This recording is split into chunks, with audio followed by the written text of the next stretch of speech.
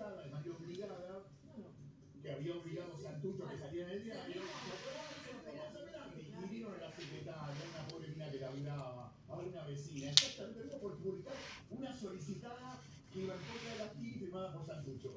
Y vino la patota peronista con la ametralladora y bomba. Y con el